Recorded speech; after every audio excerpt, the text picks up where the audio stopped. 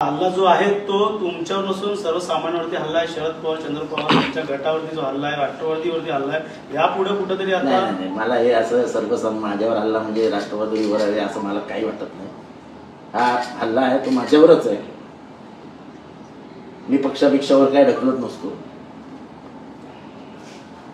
माझं बोलणं होतं, मी बोललो होतो, माझं इतर कोणी बोललो नव्हतं आणि आजही बोलतो की छत्रपती शिवाजी राजेंचे वारसदार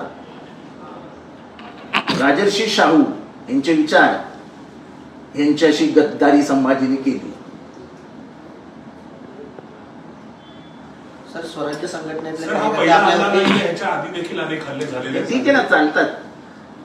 पोलीस सुरक्षा पण हे पहिल्यांदा माझ्या गाडीपाशी येऊ शकते, म्हणजे आजपर्यंत माझ्या गाडीपाशी येण्याचं कोणी दाखवलं होतं तरी। सर सुरक्षा यंत्रणेवर प्रश्नचिन्ह निर्माण होतं का? पोलीस सुरक्षेबद्दल वगैरे काही बोलणार नाही। ठीक आहे, जे झालं झालं। गाडी चालत होती, 4 ते 5 लोक हातामध्ये मोठा मोठा काठी आणि डंडा घेतले होते आणि दगडफेक पण झाली। मला हे फक्त दगड पडल्याचं समजलं, पुढे जाऊन मी गाडी थांबवली पण ते उलटे पळून गेले। कालच काही होऊ शकला असता, तुमच्याकडे सपोर्ट गार्ड पण आहेत, मात्र त्यांनी तसं न करता मात्र तुम्ही कुठेतरी कायदा सुव्यवस्था बघता।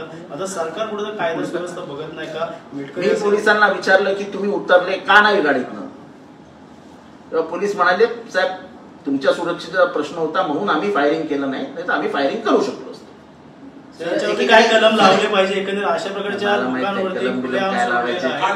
सर काल रात्री ज्या द्वेषाचा हल्ला झालेला आहे, आपले कार्यकर्ते देखील नाशिकला जाऊन आले, मात्र स्वराज्य ज्या काचेवर लिहिलेलं होतं ती काच धुण्यात आली, कारण ती मळलेली होती, भगवा झेंडा देखील धुण्यात आलेला आहे। मात्र हे असं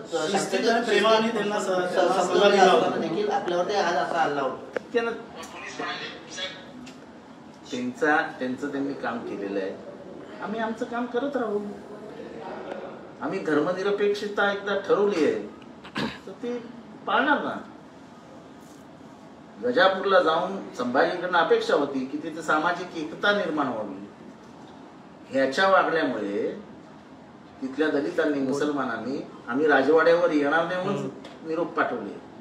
शेवटी आजचे खासदार छत्रपती शाहू हे गजापूरला गेले, त्यांनी तिथे सगळ्या समाजाला बसवून स्वतः बसले, 3 तास त्यांच्याशी बसून सगळं मिटवलं।